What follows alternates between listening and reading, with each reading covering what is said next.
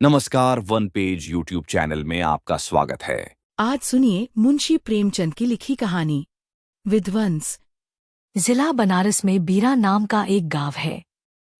वहाँ एक विधवा वृद्धा संतानहीन गोंडिन रहती थी जिसका भुनगी नाम था। उसके पास एक धुर भी जमीन न थी और न रहने का घर ही था। उसके जीवन का सहारा केवल एक भाड़ था। गांव के लोग प्रायः एक बेला चबैना या सत्तू पर निर्वाह करते ही हैं, इसलिए भुनगी के भाड़ पर नित्य भीड़ लगी रहती थी। वह जो कुछ भुनाई पाती वही भून या पीस कर खा लेती और भाड़ी की झोंपड़ी के एक कोने में पड़ रहती। वह प्रातःकाल उठती और चारों ओर से भाड़ झोंकने के लिए सूखी पत्तियां बटोर लाती। भाड़ के पास ही पत्तियों का एक बड़ा ढेर लगा रहता था। दोपहर के बाद उसका भाड़ जलता था, लेकिन जब एकादशी या पूर्णमासी के दिन प्रथानुसार भाड़ न जलता या गांव के जमींदार पंडित उद्यभान पांडे के दाने भूनने पड़ते, उस दिन उसे भूखे ही सो रहना पड़ता था। पंडित जी उससे बेगार में दाने ही न भुनवाते थे, उसे उनके घर का पानी भी भरना पड़ता था और कभी कभी इस हेतु से भी भाड़ बंद रहता था। वह पंडित जी के गांव में रहती थी, इसलिए उन्हें उससे सभी प्रकार की बेगार लेने का अधिकार था। उसे अन्याय नहीं कहा जा सकता। अन्याय केवल इतना था कि बेगार सूखी लेते थे। उनकी धारणा यह थी कि जब खाने ही को दिया गया तो बेगार कैसी। किसान को अधिकार है कि बैलों को दिन भर जोतने के बाद शाम को खूंटे से भूखा बांध दे। यदि वह ऐसा नहीं करता तो यह उसकी दयालुता नहीं है, केवल अपनी हित चिंता है। पंडित जी को उसकी चिंता न थी, क्योंकि एक तो भुनगी दो एक दिन भूखी रहने से मर नहीं सकती थी और यदि दैवयोग से मर भी जाती तो उसकी जगह दूसरा गोंड बड़ी आसानी से बसाया जा सकता था। पंडित जी की यही क्या कम कृपा थी कि वह भुनगी को अपने गांव में बसाए हुए थे। चैत का महीना था और संक्रांति का पर्व। आज के दिन नए अन्न का सत्तू खाया और दान दिया जाता है। घरों में आग नहीं जलती। भुनगी का भाड़ आज बड़े जोरों पर था। उसके सामने एक मेलासा लगा हुआ था। सांस लेने का भी अवकाश न था। ग्राहकों की जल्दबाजी पर कभी कभी झुंझला पड़ती थी कि इतने में जमींदार साहब के यहाँ से दो बड़े बड़े टोकरे अनाज से भरे हुए आ पहुँचे और हुक्म हुआ कि अभी भून दे। भुनगी दोनों टोकरे देखकर सहम उठी। अभी दोपहर था पर सूर्यास्त के पहले इतना अनाज भुनना असंभव था। घड़ी दो घड़ी और मिल जाते तो एक अठवारे के खाने भर को अनाज हाथ आता। दैव से इतना भी न देखा गया, इन यमदूतों को भेज दिया। अब पहर रात तक सेंटमेंट में भाड़ में जलना पड़ेगा। एक नैराश्य भाव से दोनों टोकरे ले लिए। चपरासी ने डांट कर कहा, देर न लगे, नहीं तो तुम जानोगी। भुनगी यहीं बैठे रहो, जब भुन जाए तो लेकर जाना। किसी दूसरे के दाने छू तो हाथ काट लेना। चपरासी बैठने की हमें छुट्टी नहीं है, लेकिन तीसरे पहर तक दाना भुन जाए। चपरासी तो यह ताकीद करके चलते बने और भुनगी अनाज भूनने लगी।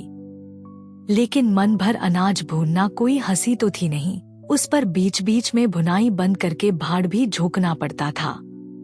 अतएव तीसरा पहर हो गया और आधा काम भी न हुआ। उसे भय हुआ कि जमींदार के आदमी आते होंगे। आते ही गालियां देंगे, मारेंगे। उसने और वेग से हाथ चलाना शुरू किया। रास्ते की ओर ताकती और बालू नाद में छोड़ती जाती थी। यहाँ तक कि बालू ठंडी हो गई, सेवड़े निकलने लगे। उसकी समझ में न आता था क्या करे। न भूनते बनता था न छोड़ते बनता था। सोचने लगी, कैसी विपत्ति है। पंडित जी कौन मेरी रोटियां चला देते हैं, कौन मेरे आंसू पोंछ देते हैं। अपना रक्त जलाती हूँ तब कहीं दाना मिलता है, लेकिन जब देखो खोपड़ी पर सवार रहते हैं, इसलिए न कि उनकी 4 अंगुल धरती से मेरा निस्तार हो रहा है। क्या इतनी सी जमीन का इतना मोल है। ऐसे कितने ही टुकड़े गांव में बेकाम पड़े हैं, कितनी बखरियां उजाड़ पड़ी हुई हैं। वहाँ तो केसर नहीं उपजती, फिर मुझी पर क्यों यह 8 पहर धौंस रहती है। कोई बात हुई और यह धमकी मिली कि भाड़ खोद कर फेंक दूंगा, उजाड़ दूंगा, मेरे सिर पर भी कोई होता तो क्या बौछारें सहनी पड़ती। वह इन्हीं कुत्सित विचारों में पड़ी हुई थी कि दोनों चपरासियों ने आकर कर्कश स्वर में कहा, क्यों रे, दाने भुन गए? भुनगी ने निडर होकर कहा, भून तो रही हूं, देखते नहीं हो? चपरासी, सारा दिन बीत गया और तुमसे इतना अनाज न भूना गया। यह तू दाना भून रही है कि उसे चौपट कर रही है? यह तो बिल्कुल सेवड़े हैं, इनका सत्तू कैसे बनेगा? हमारा सत्यानाश कर दिया। देख तो आज महाराज तेरी क्या गति करते हैं। परिणाम यह हुआ कि उसी रात को भाड़ खोद डाला गया और वह अभागिनी विधवा निरावलंब हो गई। भुनगी को अब रोटियों का कोई सहारा न रहा। गांव वालों को भी भाड़ के विध्वंस हो जाने से बहुत कष्ट होने लगा। कितने ही घरों में दोपहर को दाना ही न मयस्सर होता। लोगों ने जाकर पंडित जी से कहा कि बुढ़िया को भाड़ जलाने की आज्ञा दे दीजिए, लेकिन पंडित जी ने कुछ ध्यान न दिया। वह अपना रोब न घटा सकते थे। बुढ़िया से उसके कुछ शुभचिंतकों ने अनुरोध किया कि जाकर किसी दूसरे गांव में क्यों नहीं बस जाती, लेकिन उसका हृदय इस प्रस्ताव को स्वीकार न करता। इस गांव में उसने अपने अदिन के 50 वर्ष काटे थे। यहाँ के एक एक पेड़ पत्ते से उसे प्रेम हो गया था। जीवन के सुख दुख इसी गांव में भोगे थे। अब अंतिम समय वह इसे कैसे त्याग दे, यह कल्पना ही उसे संकटमय जान पड़ती थी। दूसरे गांव के सुख से यहाँ का दुख भी प्यारा था। इस प्रकार एक पूरा महीना गुजर गया। प्रातःकाल था। पंडित उद्यभान अपने 2-3 चपरासियों को लिए लगान वसूल करने जा रहे थे। कारिंदों पर उन्हें विश्वास न था। नजराने में, डाढ़बांध में, रसूम में वह किसी अन्य व्यक्ति को शरीक न करते थे। बुढ़िया के भाड़ की ओर ताका तो बदन में आग सी लग गई। उसका पुनरुद्धार हो रहा था। बुढ़िया बड़े वेग से उस पर मिट्टी के लूंदे रख रही थी। कदाचित उसने कुछ रात रहते ही काम में हाथ लगा दिया था और सूर्योदय से पहले ही उसे समाप्त कर देना चाहती थी। उसे लेशमात्र भी शंका न थी कि मैं जमींदार के विरुद्ध कोई काम कर रही हूँ। क्रोध इतना चिरजीवी हो सकता है, इसका समाधान भी उसके मन में न था। एक प्रतिभाशाली पुरुष किसी दीन अबला से इतना कीना रख सकता है, उसे उसका ध्यान भी न था। वह स्वभावतः मानव चरित्र को इससे कहीं ऊंचा समझती थी। लेकिन हाँ, हतभागिनी, तूने धूप में ही बाल सफेद किए। सहसा उद्यभान ने गरज कर कहा, किसके हुक्म से? भुनगी ने हकबका कर देखा तो सामने जमींदार महोदय खड़े हैं। उद्यभान ने फिर पूछा, किसके हुक्म से बना रही है? भुनगी डरते हुए बोली, सब लोग कहने लगे बना लो, तो बना रही हूं। उद्यभान, मैं अभी इसे फिर खुदवा डालूंगा। यह कह उन्होंने भाड़ में एक ठोकर मारी। गीली मिट्टी सब कुछ लिए दिए बैठ गई। दूसरी ठोकर नांद पर चलाई, लेकिन बुढ़िया सामने आ गई और ठोकर उसकी कमर पर पड़ी। अब उसे क्रोध आया। कमर सहलाते हुए बोली, महाराज, तुम्हें आदमी का डर नहीं है तो भगवान का डर तो होना चाहिए। मुझे इस तरह उजाड़ कर क्या पाओगे? क्या इस 4 अंगुल धरती में सोना निकल आएगा?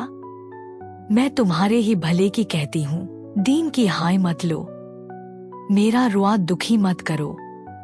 उद्यभान, अब तो यहाँ फिर भाड़ न बनाएगी। भुनगी, भाड़ न बनाऊंगी तो खाऊंगी क्या? उद्यभान, तेरे पेट का हमने ठेका नहीं लिया है। भुनगी, टहल तो तुम्हारी करती हूँ, खाने कहाँ जाऊं? उद्यभान, गांव में रहोगी तो टहल करनी पड़ेगी। भुनगी, टहल तो तभी करूंगी जब भाड़ बनाऊंगी। गांव में रहने के नाते टहल नहीं कर सकती। उद्यभान, तो छोड़ कर निकल जा। भुनगी, क्यों छोड़ कर निकल जाऊं? 12 साल खेत जोतने से असामी काश्तकार हो जाता है। मैं तो इस झोंपड़े में बूढ़ी हो गई। मेरे सास ससुर और उनके बाप दादे इसी झोंपड़े में रहे। अब इसे यमराज को छोड़कर और कोई मुझसे नहीं ले सकता। उद्यभान, अच्छा तो अब कानून भी बघारने लगी। हाथ पैर पड़ती तो चाहे मैं रहने भी देता, लेकिन अब तुझे निकाल कर तभी दम लूंगा। चपरासियों से, अभी जाकर उसके पत्तियों के ढेर में आग लगा दो, देखें कैसे भाड़ बनता है। एक क्षण में हाहाकार मच गया। ज्वाला शिखर आकाश से बातें करने लगा। उसकी लपटें किसी उन्मत्त की भांति इधर उधर दौड़ने लगी। सारे गांव के लोग उस अग्निपर्वत के चारों ओर जमा हो गए। भुनगी अपने भाड़ के पास उदासीन भाव में खड़ी यह लंकादहन देखती रही।